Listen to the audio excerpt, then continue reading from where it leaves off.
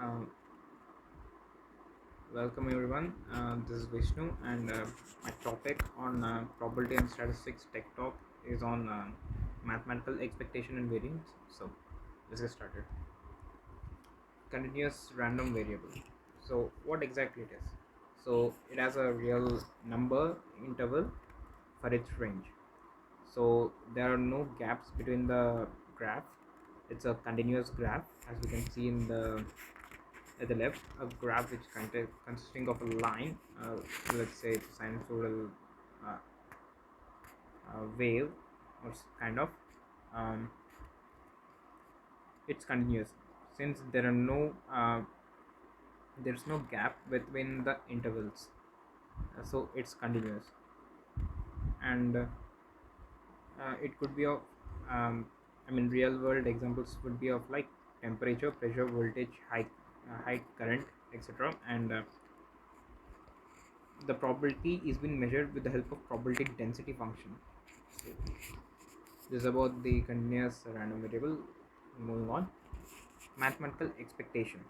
So mathematical expectation is nothing but the summation of the products of the um, value, and as well as the point at which the value occurred, divided by the number of total outcomes. So to sink that in, um, it's nothing but similar to this.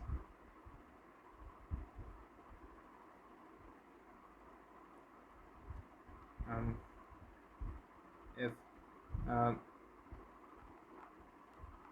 if we got x, which would be 1 2 3 4 5, and we got p, which is nothing but 10 20,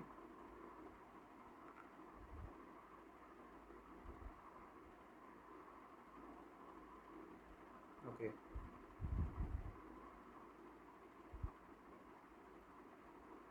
20 30 40 50. So it's nothing but the product of the value, which is p, and the occurrence of the point of occurrence of that value, which is nothing but the x. So 10 into 1 10, 20 into 2 40, sorry for that, yeah, 20 into 2 40, plus 30 into 3, which is 90, 40 into 4, which is 160, and 50 into 5, which is 250. So uh, it would be equal to the sum of the product of these things. So it would be 250 160. So it would be around 250 310. It's 4 uh, 450, if I'm right. 450 divided by total number of values, total number with 1 2 3 4 5, so it would be 5. So 450 divided by 5. So kind of, so it is not kind of, it is. And it is also known as the product of the probability of an event occurring, which is denoted by p of x. As we have seen earlier, that's what the p of x is, and the value corresponding with the observed occurrence of the event. So that's what I have explained, and let's see a few of it. So um, as you can see, e of x equals to the summation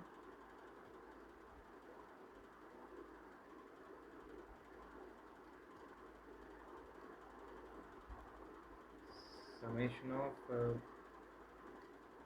p1 x1 comma p2 x2 comma p3 x3, and so on up to pn xn.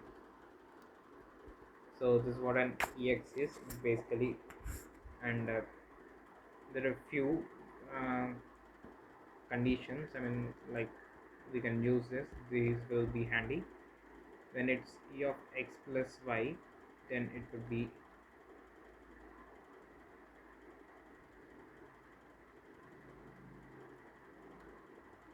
e of x plus e of y, and e of xy would be equals to e of x into e of y,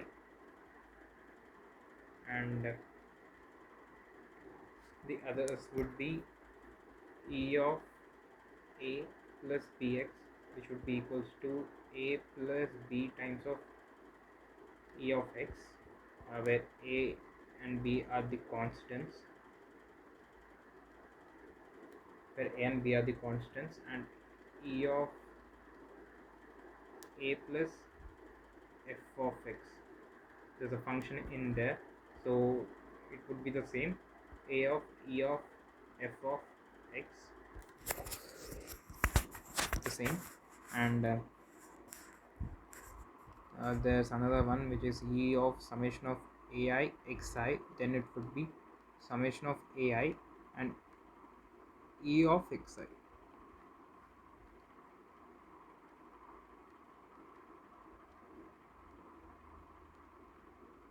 Summation of ai ei of xi. So this is what about the mathematical expectation. It is all, and let's keep going. And this is variance. So variance is nothing but the expectation of the squared deviation of a random variable from its mean. So when a graph is drawn, it actually similar to that of how far a set of numbers are spread out from their values. So this is what variance is, and variance also does play an important role in statistics, like it's used in hypothesis testing and descriptive statistics interference, goodness of fit, etc. So moving on, this one also got a few handy what we can say, the formulas, I guess.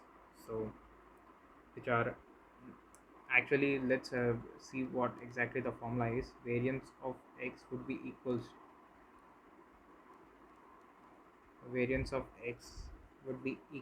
to e of x square.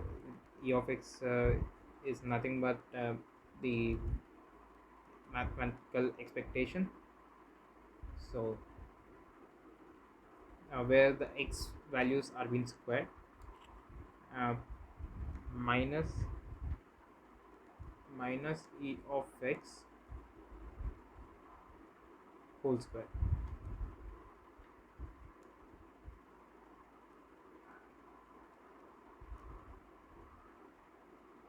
Yeah, a of x square minus a of x whole square, which is a typical variance formula, and we can also say that variance of x is equals to the square of the standard deviation. Variance of x equals to square of the standard deviation, and there are a few handy formulas, like conditions we can go through, which are variance of x plus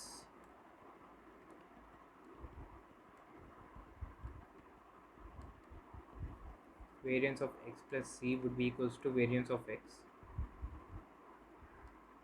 and plus c will not be there because c is a constant over here, and variance of cx would be equals to c squared times of variance of x, and variance of ax plus b would be a square in times of variance of x, and b won't be there because b is a constant, and a is also constant over here, and c is also constant in the second equation. That's why they are c square and a square, and yeah, and that's it. So thanks for watching.